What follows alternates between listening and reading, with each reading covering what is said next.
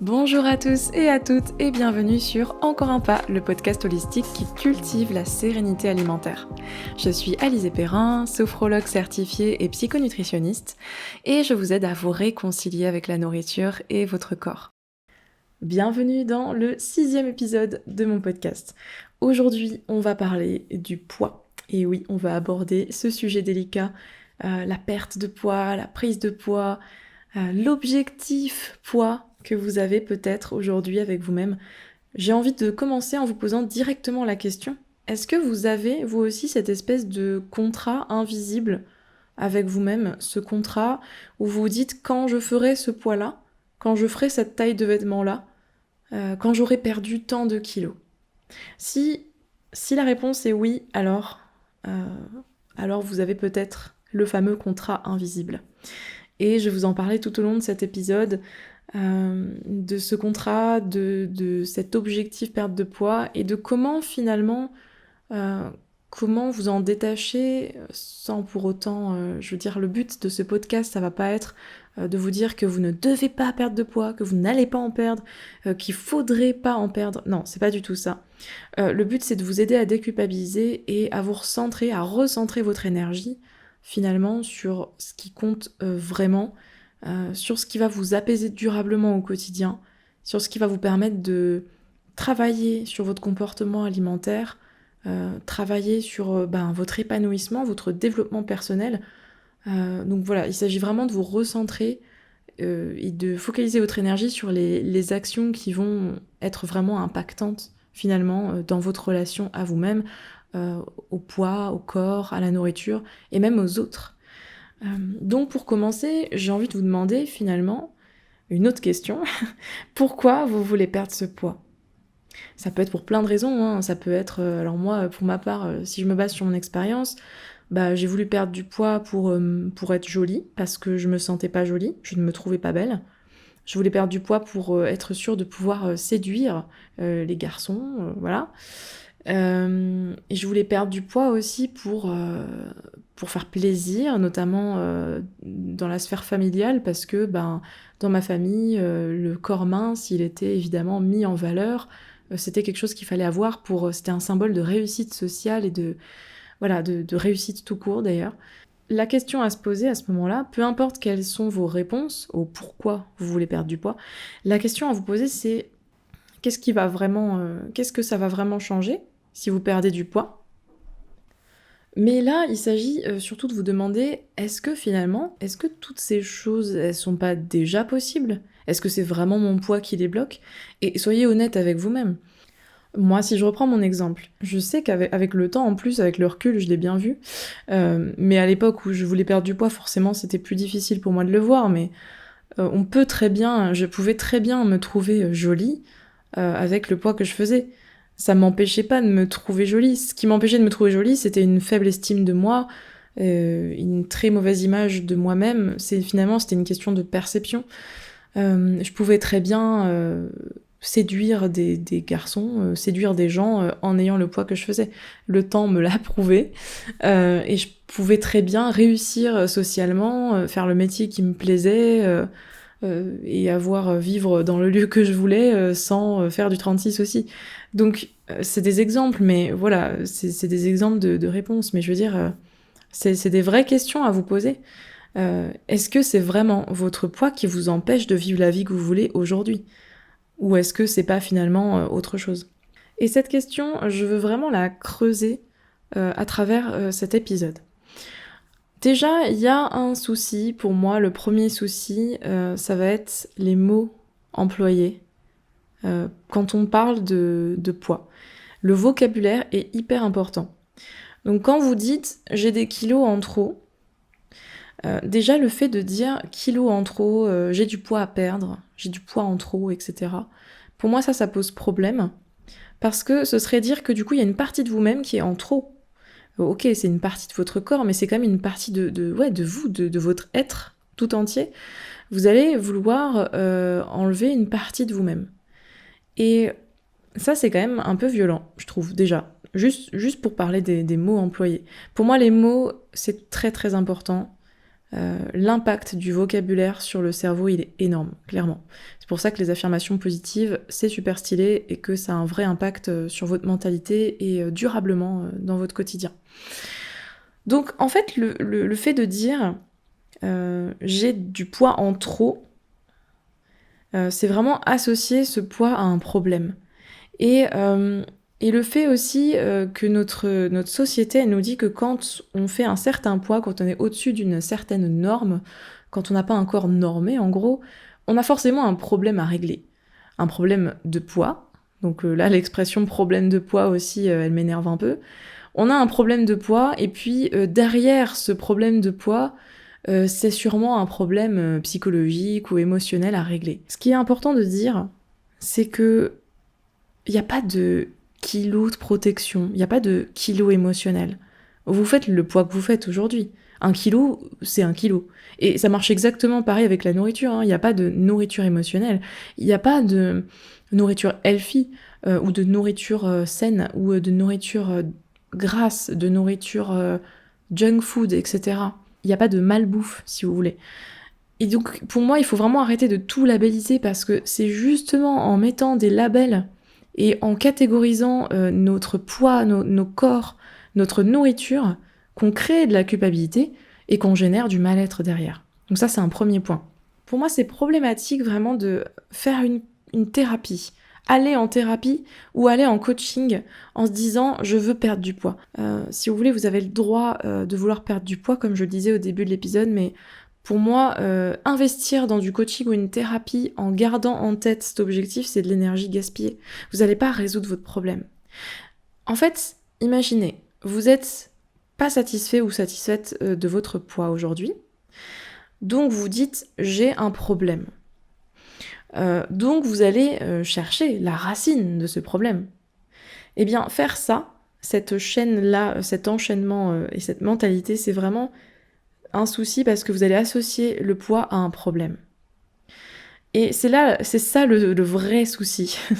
C'est ça le vrai souci, c'est d'associer votre poids, votre corps à un problème à résoudre. Vous allez perdre du temps et de l'énergie à chercher ce fameux responsable. C'est un peu ce que j'appelle la théorie du saumon. Vous allez tenter de remonter le courant. Et le problème, c'est que quand vous allez faire ça, vous n'allez pas forcément vous focaliser sur le bon truc. Donc, vous n'êtes pas satisfaite de votre poids. Alors, vous allez essayer de chercher au niveau peut-être du comportement alimentaire. Posez-vous vraiment la question, qu'est-ce qui fait qu'aujourd'hui j'ai grossi qu'est-ce qui fait, est-ce que vous mangez par exemple peut-être sans faim, peut-être que vous avez des compulsions. Essayez de vous demander. Parce que avant toute chose, il est bon de vous demander si finalement ça vient bien de votre comportement alimentaire, ou est-ce que ça vient pas d'un problème de santé. Il y a des gens qui découvrent qu'ils ont des problèmes de thyroïde, et la thyroïde ça joue beaucoup sur le poids, par exemple. Ou il y a des personnes qui vont découvrir qu'elles ont une balance hormonale toute pourrie et que ça joue sur le poids aussi. Vous voyez, donc faut vraiment vous poser ces questions-là, c'est ultra important.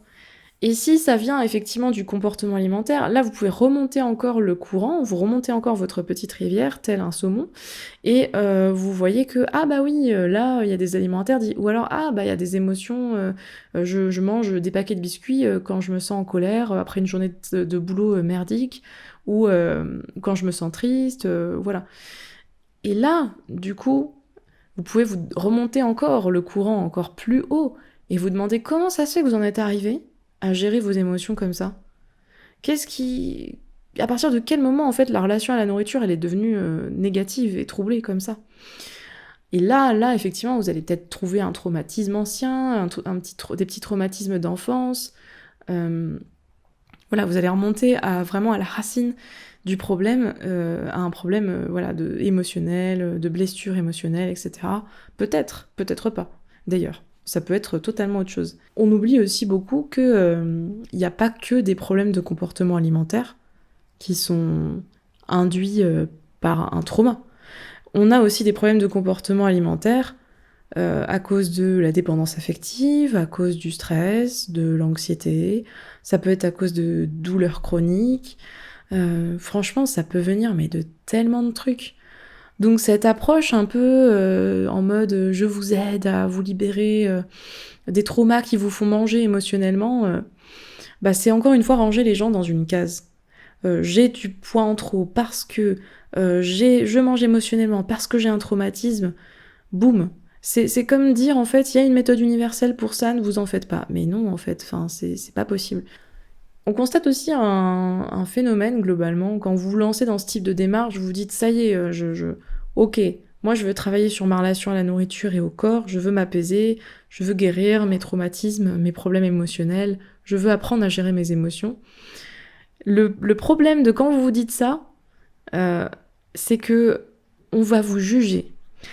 Vous allez être confronté à des tas de jugements, des tas de regards. Vous allez être confronté à la pression de la société et de la culture des régimes qui va vous rappeler sans cesse que vous n'êtes pas dans la norme et que vous ne faites pas assez d'efforts. Parce que quand vous êtes dans ce type de démarche, forcément, c'est pas un régime drastique. Vous n'allez pas tout de suite perdre du poids comme avec un régime.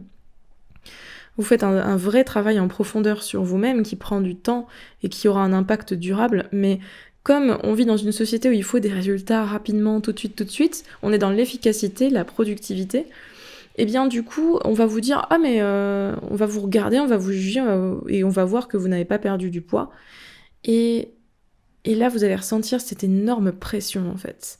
Cette impression de faire une erreur, de pas être sur le bon chemin. Mais alors qu'en fait, si vous travaillez sur vous-même et que vous avez décidé de vivre pour vous, de vous apaiser, vous êtes sur le bon chemin.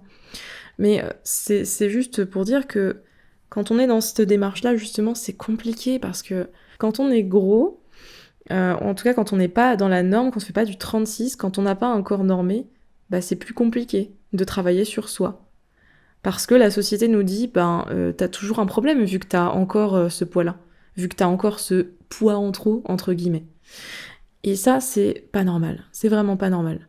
Et il faut c'est injuste, mais c'est comme ça, quand on fait plus que du 36-38, il faut faire un travail supplémentaire sur soi. Il faut accepter le fait qu'on va nous dire ça, qu'on va être jugé. Il faut accepter ce corps et légitimiser le fait que vous voulez aller mieux et que vous voulez travailler en profondeur sur vos blessures émotionnelles, sur vos émotions, sur votre anxiété, votre stress, vos traumas, peu importe. Peu importe le poids que vous faites. Il faut, il faut normaliser ça.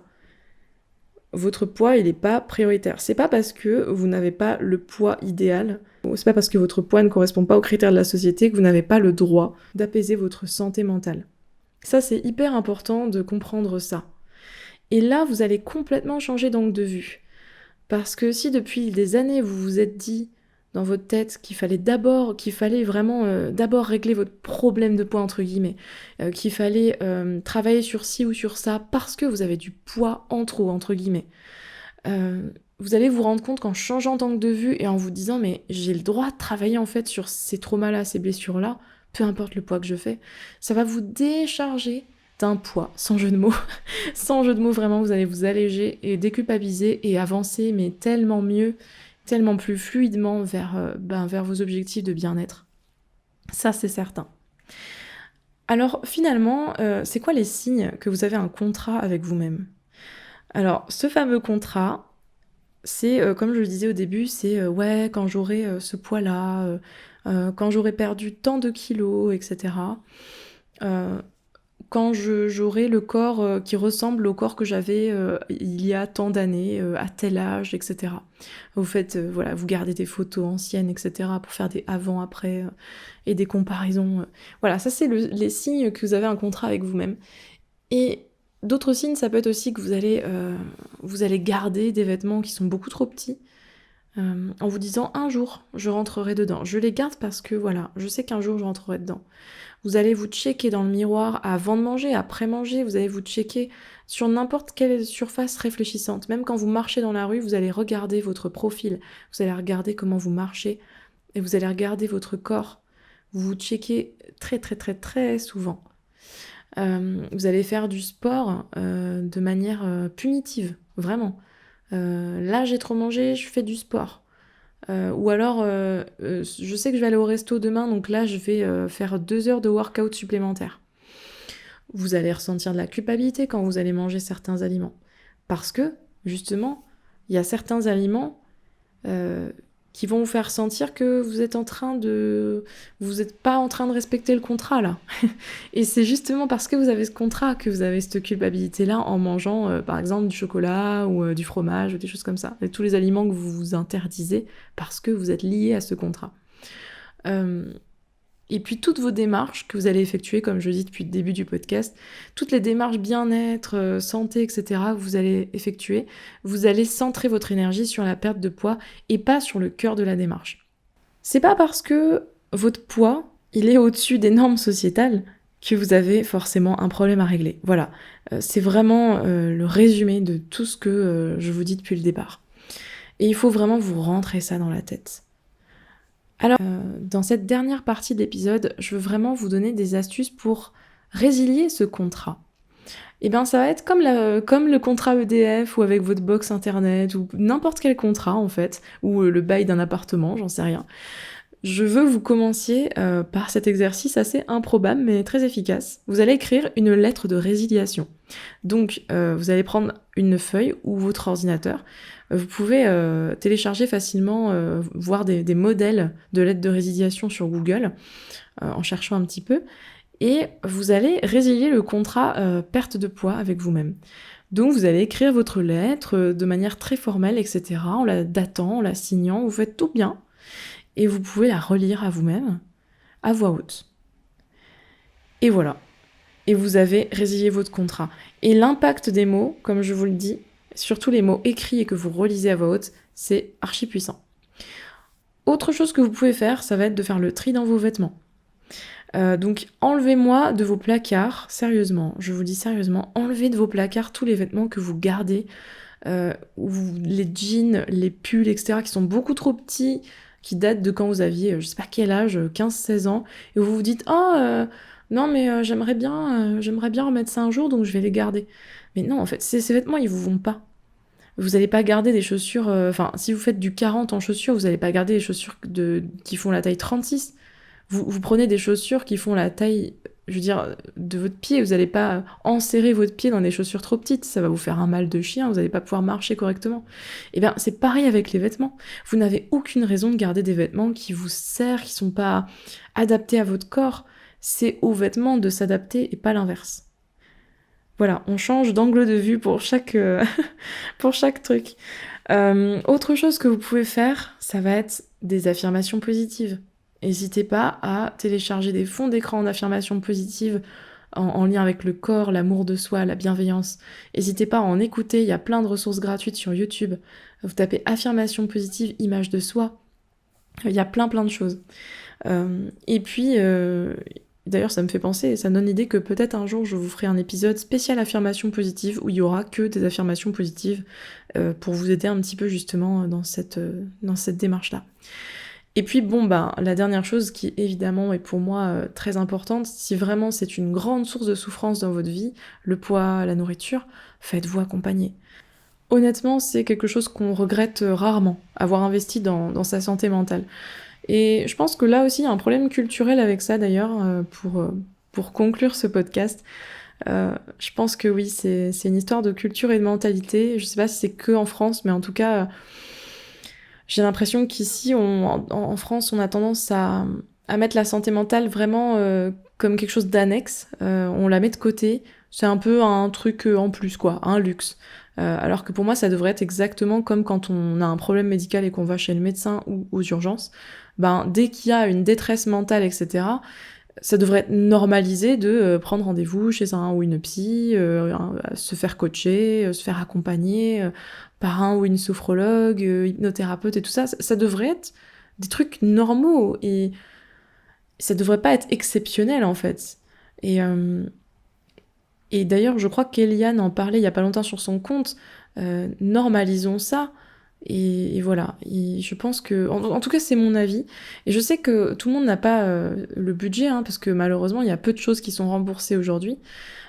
Mais en tout cas, voilà, ça, c'est une bonne question à vous poser aussi. Est-ce qu'il n'y a pas des changements qui peuvent être faits dans votre budget pour investir davantage dans votre santé mentale ? Ça, c'est quelque chose qui va vous changer la vie aussi. Quand finalement vous commencez à mettre au même niveau la santé mentale et les d'autres domaines de votre vie en fait. Et même quand vous commencez à faire passer la santé mentale en premier, pas forcément en top priorité numéro 1, mais en tout cas parmi les domaines les plus prioritaires de votre vie, ben ça change beaucoup de choses. Donc voilà, c'est sur ces mots qu'on va terminer ce bel épisode. J'espère qu'il vous a plu, j'espère qu'il vous a apporté des clés. C'est vraiment sorti en one shot, encore une fois. C'était vraiment un sujet qui me tenait à cœur. J'espère que ça vous parlera. J'ai hâte d'avoir vos réactions, donc n'hésitez pas à m'envoyer des messages sur mon compte Instagram Encore un pas ou sur Facebook si vous préférez Facebook. Et n'hésitez pas aussi si ce podcast vous a plu à le partager autour de vous et à le noter 5 étoiles si vous êtes sur Apple Podcasts. En attendant un prochain épisode, je vous souhaite une très belle journée. Je vous dis à très bientôt.